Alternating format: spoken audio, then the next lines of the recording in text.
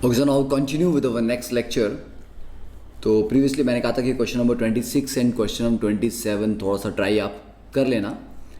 देखिए question number 26, what is the number of moles of ferric hydroxide that can be produced by allowing 1 mole of Fe2S3, 2 moles of H2O and 3 moles of O2 to react.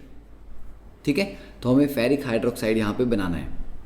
तो reactant जो हमें दिए गए हैं that is Fe2S3 plus H2O plus O2 और ये सब मिलके बनाएंगे FeOH thrice ferric hydroxide.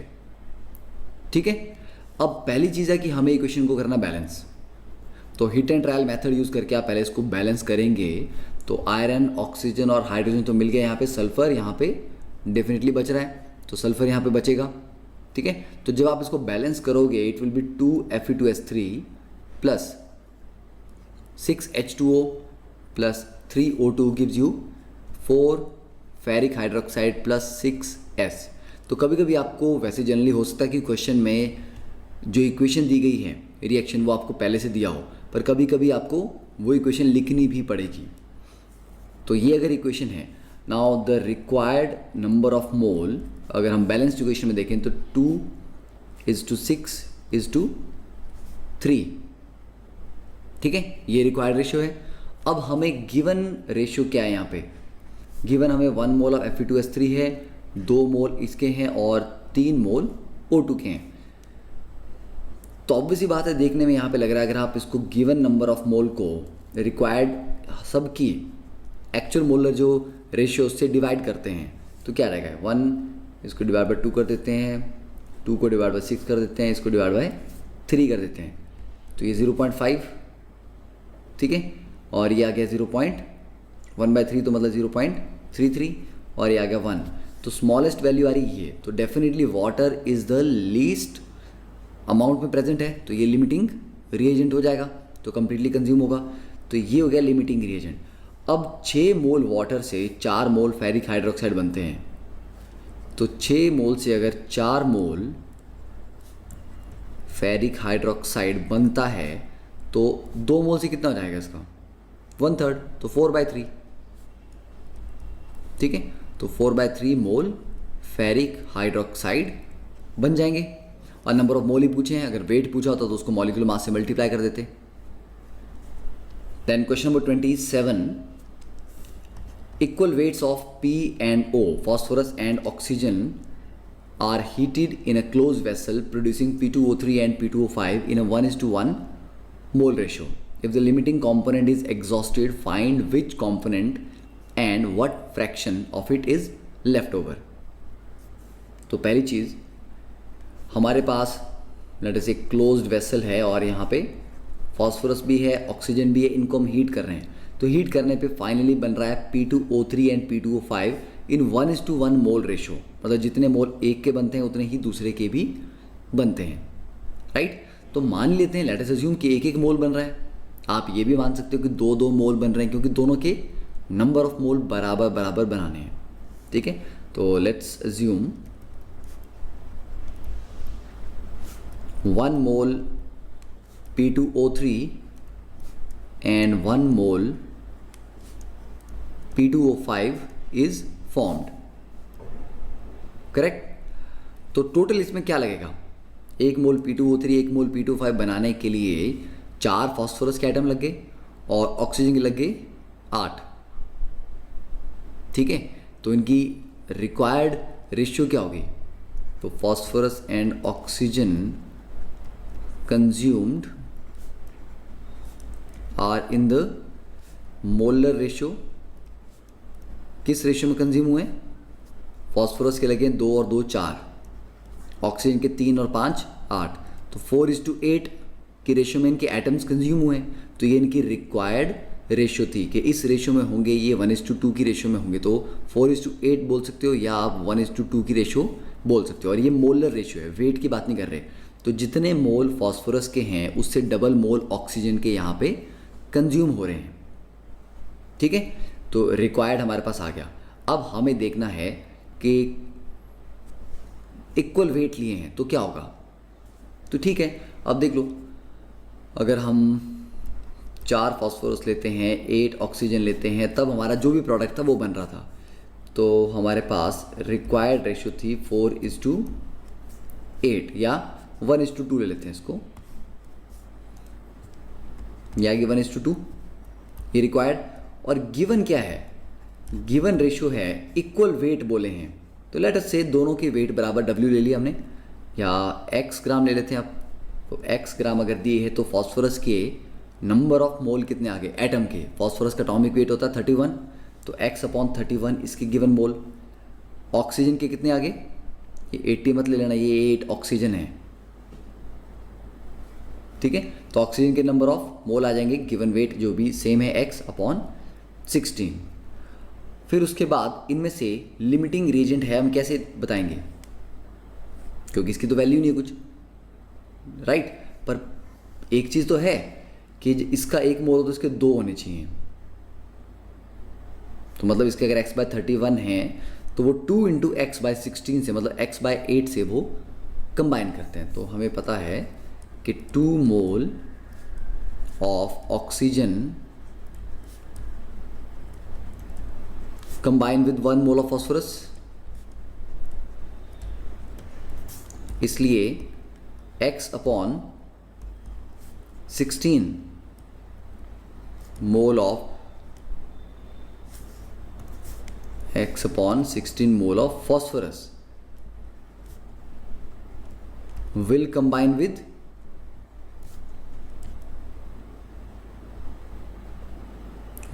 2 mole of oxygen थे,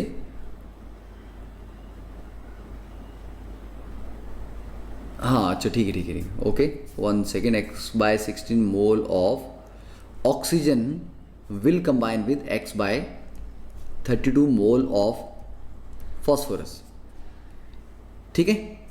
देखो x/16 को अगर आप 1 ले लो तो x/32 क्या हो गया, 1/2, तो इसको अगर 2 ले लो तो ये 1 हो गया।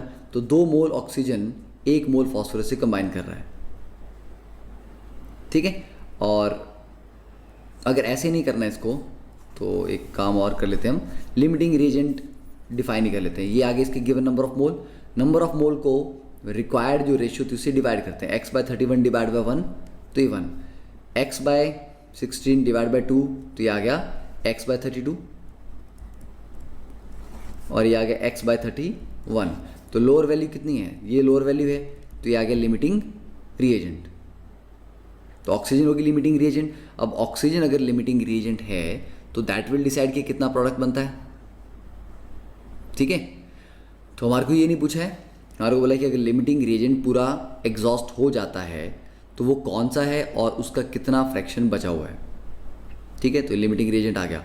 अब phosphorus is left in excess, right. तो कितना एक्सेस में बचेगा, तो फॉस्फोरस की जो रिक्वायरमेंट थी कितनी थी, वो इसके 2 थे तो इसका 1 मोल चाहिए था,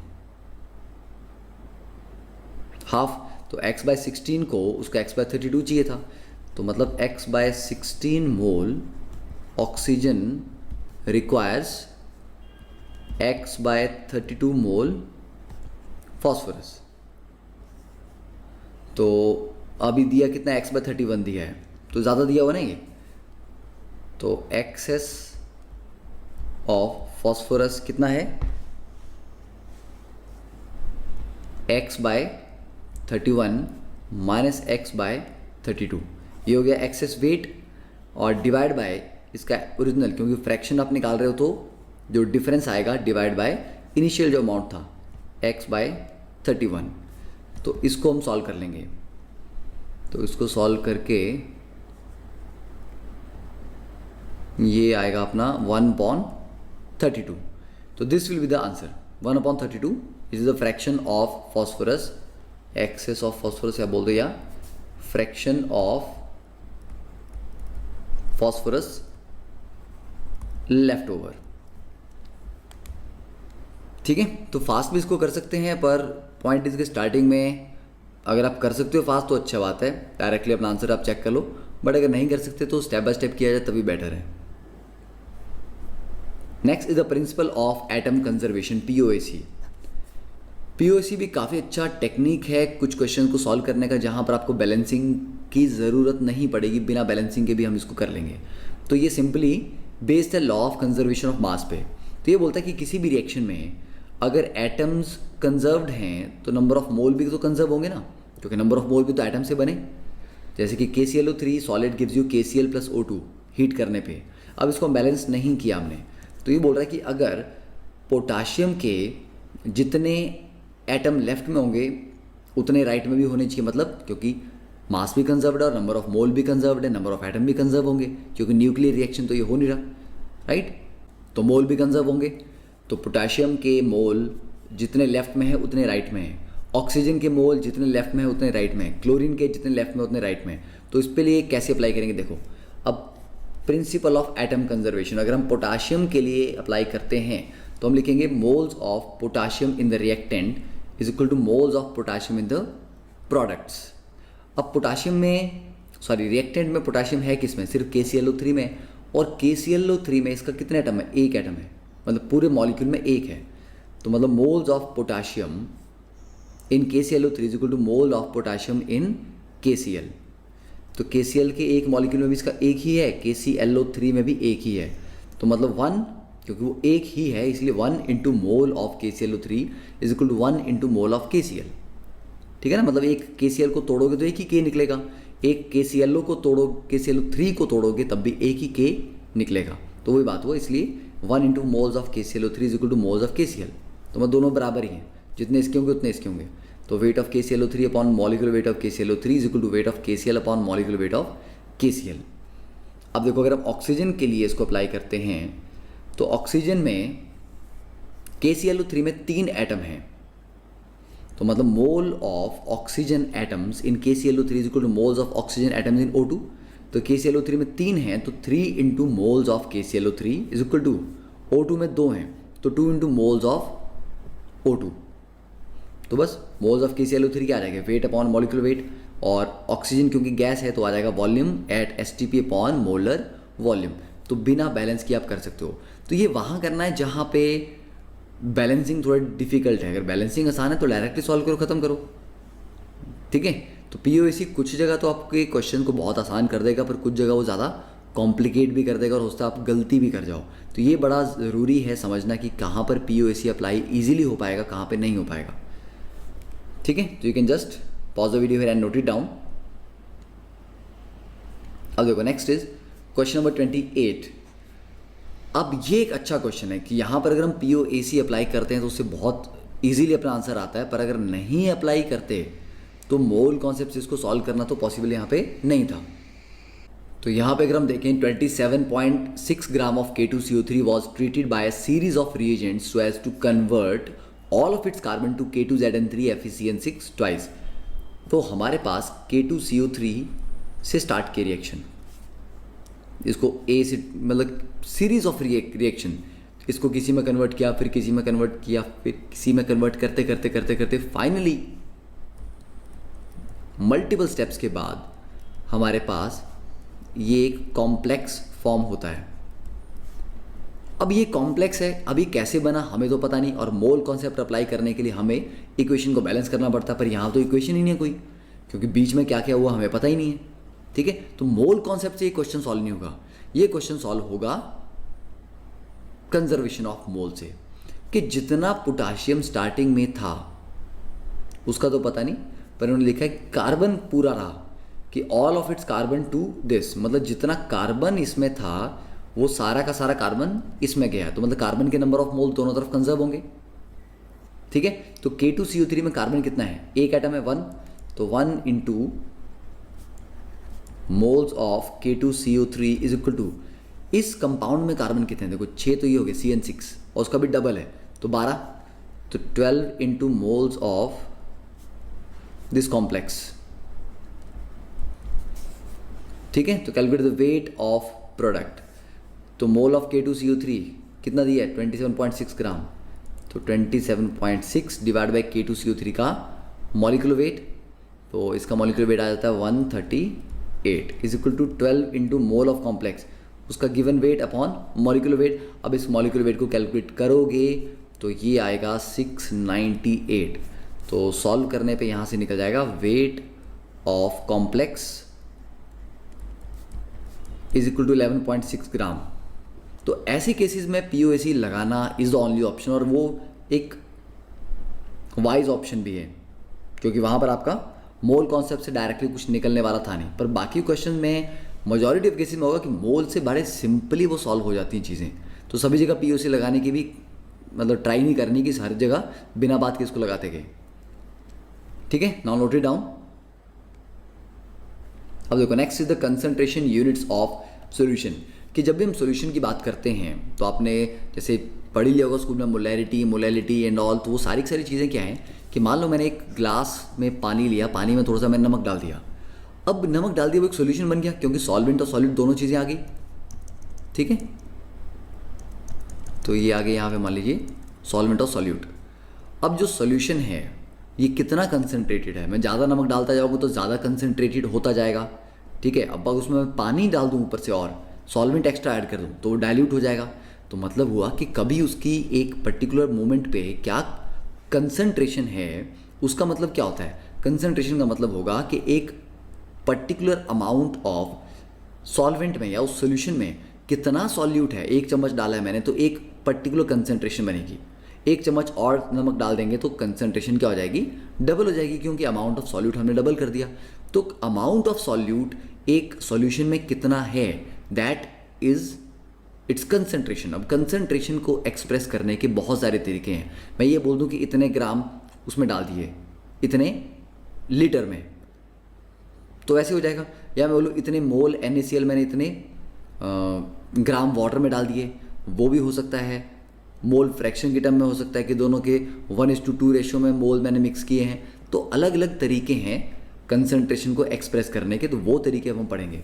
तो पहली बात, सॉल्यूशन क्या है, it is a homogeneous mixture of solute and solvent. दोनों होमोजीनियसली मतलब यूनिफॉर्मली मिक्स हो जाते हैं। ऐसा नहीं कि ग्लास में अगर आप नमक डिजोल्व करेंगे तो ऊपर नमक ज़्यादा डिजोल्व होगा या नीचे नहीं होगा, या नीचे ज़्यादा डिजोल्व होगा।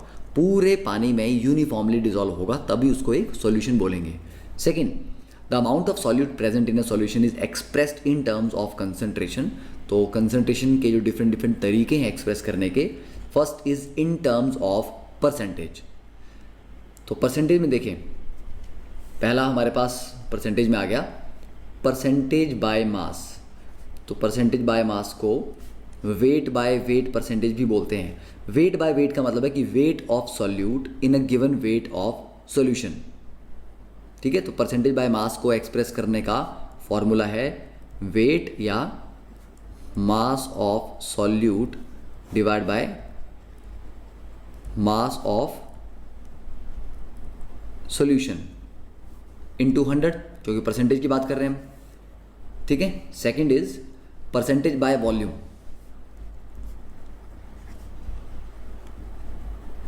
परसेंटेज बाय वॉल्यूम में आ जाएगा वेट बाय वॉल्यूम। तो पहली चीज हमेशा सॉल्यूट की है, तो weight of solute divide by volume of solution. तो आ जाएगा वेट या mass of solute divide by volume of solution into 100। और third is percentage by strength. इसमें स्ट्रेंथ में दोनों के ही वॉल्यूम लेते हैं, तो मतलब सॉल्यूट का भी वॉल्यूम होगा, volume of solute upon volume of solution into 100, right. तो ये हो गए 3 तरीके परसेंटेज के। अब देखो इसका मतलब भी क्या है वो बता देता हूँ। परसेंटेज बाय मास का अगर बोला गया आपको कि 20% वेट बाय वेट है, तो 20% वेट बाय वेट का मतलब यहाँ पर क्या होता है कि 20 ग्राम सॉल्यूट को आपने किस में डाला है, 100 ग्राम सॉल्यूशन में। ये मतलब है 20% का मतलब हो गया कि 100 ग्राम सॉल्यूशन में 20 ग्राम सॉल्यूट है, मतलब हैं दोनों के ग्राम, राइट। तो 100 ही लेना है 100 ग्राम सॉल्यूशन में। ये ऐसा भी बोल सकते हो कि 40 ग्राम सॉल्यूट 200 ग्राम सॉल्यूशन में है, उसका भी एक ही मतलब हो गया। ठीक है, तो 100 ग्राम सॉल्यूशन में कितना सॉल्यूट है उसी को उसकी वेट परसेंटेज बोलते हैं, मास परसेंटेज बोलते हैं। परसेंटेज बाय वॉल्यूम, अब देखो weight of solute in volume of solution, तो यहाँ अगर 20% होगा ये अगर हमारा 20% वेट बाय वॉल्यूम है, it means this is 20 gram solute in 100 ml of solution. तो 100 उसका वॉल्यूम में आ जाएगा, ml में आ जाएगा। तो आप ऐसा बोलते हो कि 1 लीटर में 200 ग्राम हो गए, क्योंकि 100 ml में अगर 20 हैं तो 1 लीटर में 200 ग्राम आ जाएंगे। देन परसेंटेज बाय स्ट्रेंथ, तो वॉल्यूम ही सॉल्यूट की है, वॉल्यूम ऑफ सॉल्यूशन भी है। अब इसमें 20%, अगर 20% वॉल्यूम बाय वॉल्यूम है, then it will be 20 ml solute in 100 ml solution. तो इसका एक और एग्जाम्पल हम ले सकते हैं, जैसे कि अगर हमें कहा गया है 25% weight by weight NaCl solution prepare करना है आपको। प्रिपेयर करना है तो उसका मतलब हुआ क्या कि 25 ग्राम NaCl is in 100 gram solution. अब मास और मास तो एडिटिव भी हैं और कंजर्व भी होते हैं, तो अगर 25 ग्राम NaCl है 100 ग्राम सॉल्यूशन में, तो डेफिनेटली उसका मतलब हुआ उसमें 75 ग्राम वाटर है प्लस 25 ग्राम NaCl, तभी मिला के दोनों 100 ग्राम बनेंगे, क्योंकि मास तो हमेशा ऐड होता है। 75 प्लस 25 100 ही होने चाहिए। तो मास परसेंटेज में आप तो ऐसा बोल सकते हो, डेफिनेटली बोल सकते हो। अगर हम 20% वेट बाय वॉल्यूम है तो 100 ml सॉल्यूशन बनना चाहिए 20 ग्राम सॉल्यूट से।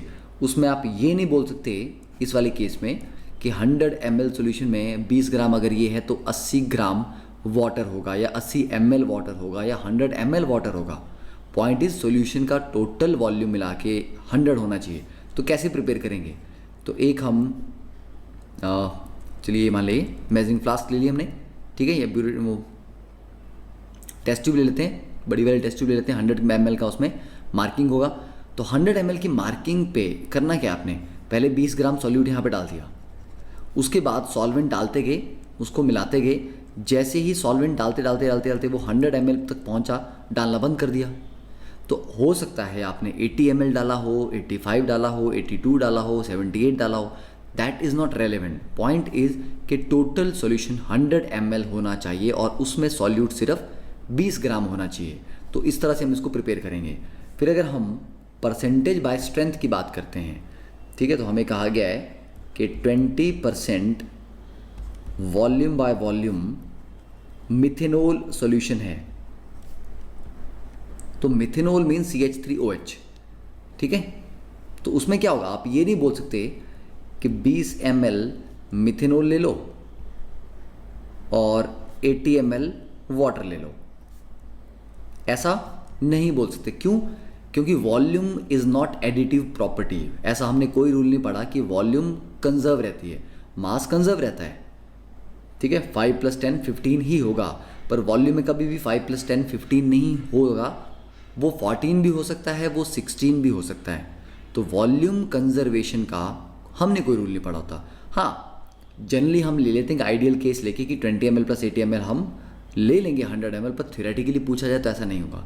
तो हम कैसे बनाएंगे ये, हम करेंगे 20 ml मिथेनॉल तो लेना है, ये तो कंफर्म है। पानी कितना लेना है ये किसी ने नहीं बोला। 100 ml पे मार्किंग लगाएंगे, मिथेनॉल के ऊपर पानी डालते जाएंगे, जब जैसे ही लेवल 100 ml होगा पानी डालना बंद कर देंगे, ठीक है। तो मतलब टोटल सॉल्यूशन 100 ml होना चाहिए, उसमें ये कहीं नहीं लिखा कि वाटर 80 ml होना चाहिए। तो वॉल्यूम एडिटिव प्रॉपर्टी नहीं होती, इसका थोड़ा सा ध्यान रखना है आपने, राइट। तो आई थिंक इतना बात क्लियर है। तो now you can just note it down. अब देखो next is question number 36, simple application इनकी। When 10 ml H2O and 30 ml CH3OH are mixed, the volume of solution obtained was found to be 39.09 ml। तो को 30 + 10 mix किया तो 40 नहीं हुए, 39.09 ml। Calculate the strength of 2 components. तो क्या करना है, स्ट्रेंथ का मतलब वॉल्यूम बाय वॉल्यूम। तो परसेंटेज स्ट्रेंथ ऑफ 2 कंपोनेंट है ना, एक तो वाटर होगा और एक मिथेनॉल होगा। तो वाटर का कितना हो जाएगा, volume of H2O divide by volume of solution into 100, that is H2 है 10 और सॉल्यूशन है 39.09 इंटू 100, ठीक है। तो ये कैलकुलेट करके जो भी आएगा वो आप निकाल सकते हैं। Similarly percentage strength of CH3OH, तो इसमें क्या करना है, volume of CH3OH divide by volume of solution into 100, तो ये आ जाएगा आपका 30 डिवाइड बाय 39.09 इंटू 100। ये मत बोलना कि सर 100 से उसको माइनस कर देंगे तो वो दूसरी वैल्यू आ जाएगी, क्यों? क्योंकि volume of H2O plus volume of CH3OH is not equal to volume of solution, क्योंकि अगर ऐसा होता तो 100 से माइनस करके दूसरा वैल्यू आ जाता, ठीक है ना। अगर 30 + 10 मिला के 39.09 होते तो एक की परसेंटेज निकाली और 100 से सब्ट्रैक्ट करके दूसरे की आ गई, पर ऐसा नहीं है यहाँ पे, तो दोनों की अलग अलग कैलकुलेट करनी पड़ेंगी, ठीक है। तो ये ध्यान रखना है इस चीज़ का। तो ये 36 भी हो गया। Next is question number 37। Simple सा फिल इन द ब्लैंक्स है। A solution labelled as 39.5% by mass is, तो 39.5% बाय मास क्या होता है? You can just pause the video और तीनों ऑप्शन आप क्या क्या लिखोगे, मतलब कौन कौन कितना कितना अमाउंट होना चाहिए, you can write it down. तो पहले वाले में देखो द मास, ठीक है, परसेंटेज बाय मास का मतलब है कि 39.5 ग्राम सॉल्यूट होगा और 100 से माइनस कर देंगे इसको तो 60.5 ग्राम सॉल्वेंट होगा। Pretty simple. दूसरे में बाय वॉल्यूम है तो ये तो फिक्स ही हो गया, 39.5 ग्राम सॉल्यूट इन 100 ml सॉल्यूशन। अब सॉल्वेंट कितना है हमें नहीं पता, और स्ट्रेंथ है तो उसमें 39.5 ml solute in 100 ml solution, ठीक है, डन। नाउ नेक्स्ट, अच्छा पार्ट 3 हम पार्ट 2 छोड़ दिया। ओके, PPM एंड PPB, चलो ये बड़ा सिंपल सा है, उसको भी कर लेते हैं। तो देखो ये पार्ट 1 था, पार्ट 2 आएगा। परसेंटेज के बाद आएगा PPM एंड PPB। है तो बहुत सिंपल सा, डायरेक्टली फॉर्मूला बेस्ड है। पार्ट्स PPM हो गया पार्ट्स पर मिलियन, कि 1 मिलियन पार्ट एक के हो गए। 1 मिलियन का मतलब वो 10⁻⁶ पार्ट्स में। अगर मैं एक पार्ट सॉल्यूट का डाल दूं, ठीक है, कि सॉल्यूशन के इतने पार्ट्स हैं या इतने पार्टिकल्स हैं, इतने मोल्स हैं, उसमें एक पार्ट सॉल्यूट का होगा तो उसको बोलेंगे 1 ppm, कि 1 पार्ट है पर मिलियन पार्ट्स। तो ppm का फॉर्मूला हो गया हमारे पास पार्ट्स ऑफ सॉल्यूट। अब आप बोलोगे सर पार्ट्स का मतलब क्या हुआ? ये particles of solute upon particles of solution भी हो सकते हैं, ठीक है। तो एक सेकंड फॉर्मूला नोट कर लो। तो ये particles of solute upon particles of solution into 10⁶, या weight of solute upon weight of solution into 10⁶, mole of solute upon mole of solution into 10⁶। मतलब दोनों ऊपर नीचे सेम चीज़ें लेनी है। वेट तो वेट, वॉल्यूम वॉल्यूम तो ऊपर नीचे वॉल्यूम वॉल्यूम, ठीक है। पर मिलियन है तो 10⁶ से मल्टीप्लाई करना है। PPB में सेम चीज़ है, parts of solute upon parts of solution into 10⁹, वो है पार्ट्स पर बिलियन, ठीक है। तो उसमें 10⁹ से मल्टीप्लाई होगा। जब प्रॉब्लम प्रैक्टिस करोगे तो इसकी एप्लीकेशन समझ आएगी। अभी तो ये बड़ा सिंपल सा फॉर्मूला बेस्ड ही है। नेक्स्ट इज थर्ड वैरायटी जिसे हम कंसंट्रेशन का एक्सप्रेस करेंगे, that is called mole fraction. देखो फ्रैक्शन जैसे परसेंटेज आपका कहाँ से कहाँ जाता है, परसेंटेज वेरी करता है 0 to 100, फ्रैक्शन वेरी करता है 0 to 1। इसका मतलब हुआ जिसको आप 20% बोलते हो उसको 0.2 फ्रैक्शन बोला जाएगा, क्योंकि 100 तो 1 के बराबर हो गया, तो 20% 0.2 के बराबर होगा, 50% 0.5 के बराबर होगा, ठीक है। तो अगर हम, और ज़रूरी नहीं है कि दो ही चीज़ों का सोल्यूशन बनाना है, अगर आप A और B का बनाते हैं सोल्यूशन तो मोल फ्रैक्शन को डिनोट करते हैं कैपिटल X से। तो मोल फ्रैक्शन ऑफ A आ जाएगा mole of A divide by total mole of A and B, ठीक है। तो divide by total moles of A plus B। Similarly mole fraction of B कितना आ जाएगा, mole of B upon total mole. तो directly इसको simple तरीके से लिखें अगर हम, एक्स ए आ जाएगा mole of A divide by total mole, मतलब N A plus N B. अगर दो ही चीज़ें हैं, चार चीज़ें हैं तो N A plus N B plus N C plus N D, पाँच है तो उतने सब के ऐड करो। तो जिसकी मोल फ्रैक्शन निकाल रहे हो उसके मोल और डिवाइड बाय टोटल मोल जितने भी कंपोनेंट्स हैं, राइट। तो ये तो हो गया अगर हम दो चीज़ों का सोल्यूशन बना रहे थे। तो बेसिकली एक्स ए और एक्स बी दोनों को ऐड करो, देखो कितना आ रहा है, एक्स ए प्लस एक्स बी अगर हम करते हैं तो ये तो 1 आ जाएगा। तो दोनों कंपोनेंट की मोल फ्रैक्शन मिला के 1 ही आती है। तो मतलब किसी एक की कंपोनेंट की मोल फ्रैक्शन अगर आपने निकाल दी तो दूसरे की बाय डिफ़ॉल्ट आप बता ही सकते हो। अगर एक की 0.3 है तो दूसरे की 0.7 ही होगी, राइट। तो वैसे ही मोल फ्रैक्शन ऑफ, क्योंकि कोई एक तो इनमें से सॉल्यूट होगा, तो सॉल्यूट की अगर हम लेते हैं तो उसके नंबर ऑफ मोल, तो मतलब weight of solute divide by उसका मॉलिक्यूलर मास डिवाइड बाय दोनों वेट ऑफ सॉल्यूट अपॉन उसका molecular mass plus weight of solvent upon उसका मॉलिक्यूलर मास, क्योंकि मोल्स तो डालने हैं यहाँ पे, ठीक है। तो इस तरह से निकाल सकते हो। तो मोल फ्रैक्शन निकालना भी कोई बड़ा कॉम्प्लिकेटेड काम नहीं है। तो सभी कंपोनेंट्स की मोल फ्रैक्शन का सम हमेशा 1 होता है। तो sum of mole fraction of all components is equal to 1। तो सभी कंपोनेंट का मोल फ्रैक्शन का सम 1 आएगा, ठीक है। तो मोल फ्रैक्शन भी समझ आ गया, बाकी प्रैक्टिस से धीरे धीरे आ जाएंगी चीज़ें। एप्लीकेशन तो सारा वहीं पे है, फॉर्मूला आप पढ़ने से तो कोई फर्क नहीं पड़ता, अब पढ़ो ना पढ़ो बड़ी बात नहीं है। अब देखो क्वेश्चन है, a solution is made by dissolving 2 mole NaCl in 180 gram water. Mole fraction निकालो दोनों की। तो पहले 1 मिनट के लिए पॉज करके सोचो वीडियो इसमें क्वेश्चन में क्या दिया हुआ है एंड क्या करोगे आप। डायरेक्टली सिंपल सा फॉर्मूला यहाँ लगेगा। तो देखो यहाँ पे मोल फ्रैक्शन ऑफ NaCl में number of mole of NaCl वो तो 2 दिए हुए हैं। वाटर कितना दिए 180 ग्राम, वाटर का मॉलिक्यूलर मास होता है 18, तो 180 ग्राम में आ जाएंगे 10 मोल। तो 10 मोल तो इसके हो गए, 2 मोल NaCl के हो गए, तो टोटल मोल हो गए 10 + 2 12। तो ये आ गई मोल फ्रैक्शन ऑफ NaCl। और मोल फ्रैक्शन ऑफ वाटर कितनी आ जाएगी 1 - दिस या 10/12 हो गया done. 1/6 and 5/6, right. Next is question number 39। A compound contains 3.2% of oxygen. The minimum molecular weight of the compound is. अब ये बड़ा अच्छा क्वेश्चन है, इसमें आपका दिमाग थोड़ा सा लगेगा कि अगर 3.2% ऑक्सीजन है कंपाउंड में, उसका मिनिमम मॉलिक्यूलर वेट कितना होना चाहिए कि इससे छोटा तो उसका वेट भाई नहीं हो सकता, ठीक है। दिमाग लगाओ। अब ये मत बोलना सर इसमें डाटा मिसिंग है, डाटा इतना ही है, ठीक है। और ये परसेंटेज के ऊपर बेस्ड क्वेश्चन है, ये मोल फ्रैक्शन का क्वेश्चन नहीं है, ठीक है। तो pause the video, take at least 3 to 4 minutes for this question.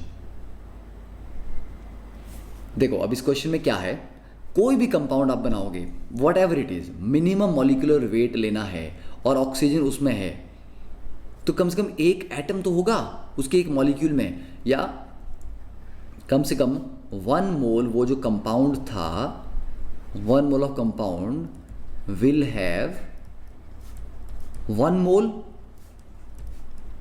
Oxygen atoms, ठीक है। मतलब जो भी फॉर्मूला था वट एवर लेटर से MO करके फॉर्मूला है, सबसे छोटा, कम से कम एक एटम ऑक्सीजन का तो है, आधा तो नहीं होगा ना। तो 1 मोल जब इसका होगा तो उसमें 1 मोल ऑक्सीजन के एटम तो होने चाहिए, राइट।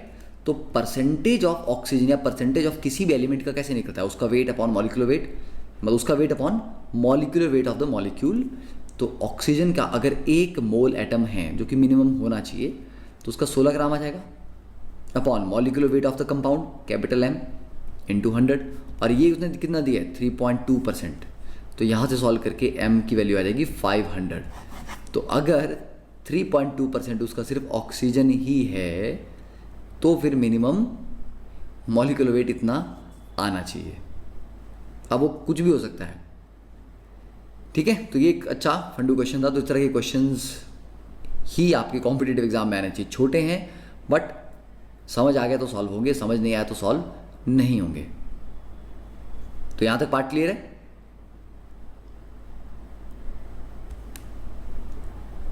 अब नेक्स्ट बात करते हैं मोलैरिटी की। तो मोलैरिटी एंड मोलैलिटी ये दो बड़े ज़्यादा कॉमनली यूज टर्म्स हैं जिनको हम मैक्सिमम क्वेश्चन में, आप आगे भी पढ़ोगे, मोल कॉन्सेप्ट से रिलेटेड क्वेश्चन होंगे या कहीं भी कंसंट्रेशन मेंशन होगी, वो ज़्यादातर मोलैरिटी या मोलैलिटी में या कभी कभी नॉर्मैलिटी में दी होती है। देखो मोलैरिटी क्या, it is a number of mole of solute dissolve पर लीटर ऑफ सॉल्यूशन। तो सीधे सीधे वर्ड्स में बताया जाए कि अगर मेरे पास 1 लीटर सॉल्यूशन है, ठीक है, 1 लीटर सॉल्यूशन है, तो ऑब्वियस सी बात है इसमें थोड़ा सा सॉल्वेंट भी तो होगा। तो इसमें अगर 0.5 मोल, सॉरी इसमें सॉल्यूट होगा, सॉल्वेंट तो ऑब्वियस सी बात होगा, तो इसमें अगर 0.5 मोल सॉल्यूट है किसमें, 1 लीटर सॉल्यूशन में, तो इसकी मोलैरिटी ही ये है।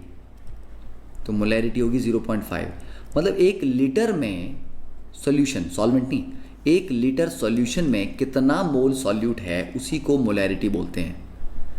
जैसे कि अगर मेरे को 1 मोलर NaCl सॉल्यूशन बनाना है तो मेरे को उसमें 1 मोल NaCl चाहिए, मतलब 58.5 ग्राम हो गया 1 मोल NaCl। उसको डिज़ोल्व करना है वाटर में और 1 लीटर सॉल्यूशन तैयार कर देना है। अब पानी कितना लगा, 900 ml लगा, 950 लगा, कितना लगा हमें मतलब नहीं है, हमें 1 लीटर सॉल्यूशन तैयार करना है और उसमें 58.5 ग्राम ही NaCl होना चाहिए। अगर आप उसको 2 लीटर में डाल दोगे तो मोलैरिटी भी आधी हो जाएगी। तो 1 मोल को 2 लीटर में डाल दिया तो पर लीटर कितने हो गए, हाफ मोल। तो molarity is denoted by capital M और इसका सिंपल सा फॉर्मूला है number of moles of solute. तो फॉर्मूला तो सिंपल है बट फॉर्मूले का मतलब क्या ये भी हमें समझ आना चाहिए, ठीक है। Number of moles of solute upon volume of solution in litres, हमेशा लीटर में। तो नंबर ऑफ मोल को मैं डबल कर दूंगा, वॉल्यूम सॉल्यूशन उतना रखूं तो मोलैरिटी डबल। अगर वॉल्यूम को मैं डबल कर दूं और पानी डाल के तो मोलैरिटी हाफ हो जाएगी, ठीक है, उसको बोलेंगे डाइल्यूशन, राइट। इतना समझ आता है। तो 1 mole NaCl plus 1 litre water, नहीं ये नहीं, 1 लीटर नहीं ले सकते हम because we don't know. 1 mole NaCl in 3 litre solution, तो क्या हो जाएगा 1/3, 1 मोल है और 3 लीटर है तो ये 1/3 मोलर, ठीक है।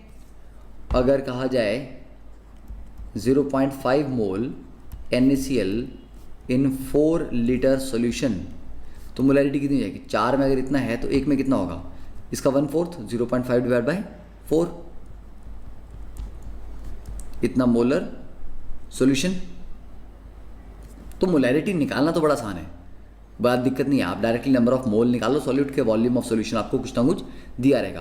क्वेश्चन अच्छा आता है जब हमें इसको डेंसिटी से रिलेट करके सॉल्व करना पड़ता है। तो देखो NCERT का ये क्वेश्चन है, सिंपल सा पहले देख लेते हैं। Calculate the molarity of NaOH in solution prepared by dissolving 4 gram in enough water to form 250 ml of solution, ठीक है। इनफ वाटर उसने बताया नहीं कि कितना वाटर, कि 250 ml सॉल्यूशन बन जाना चाहिए, 4 ग्राम NaOH लेना है। तो मोलैरिटी कितनी होगी, गिवन वेट मतलब गिवन मोल कितने आएंगे, given weight upon molecular mass. NaOH का मॉलिक्यूलर मास होता है 40, तो गिवन वेट है 4, तो 4/40 आ गया इसके मोल, अपॉन वॉल्यूम कितना है 250 ml, ml में नहीं चाहिए हमें, तो चाहिए लीटर में। तो 250 ml का मतलब हो गया कितना हो गया 0.250, ठीक है। तो सॉल्व हो गया। तो आगे मोलैरिटी आपके पास 0.4, तो इतने मोलर सॉल्यूशन है।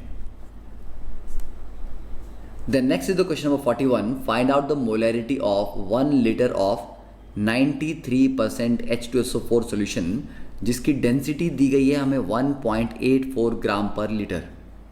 सिंपल क्वेश्चन है, इसको ट्राई करो एक बार। डेंसिटी का मतलब क्या था, मास पर यूनिट वॉल्यूम, ठीक है। तो 1.84 ग्राम पर लीटर, नहीं एक सेकंड करेक्शन कर लो, ग्राम पर लीटर नहीं है, ग्राम पर ml है, ठीक है। तो इसका मतलब हो कि 1 ml का वेट है 1.84 ग्राम, तो 1000 ml का कितना होगा। तो हमें क्या क्या चाहिए, हमें नंबर ऑफ मोल चाहिए और वॉल्यूम ऑफ सॉल्यूशन चाहिए, बस। ठीक है।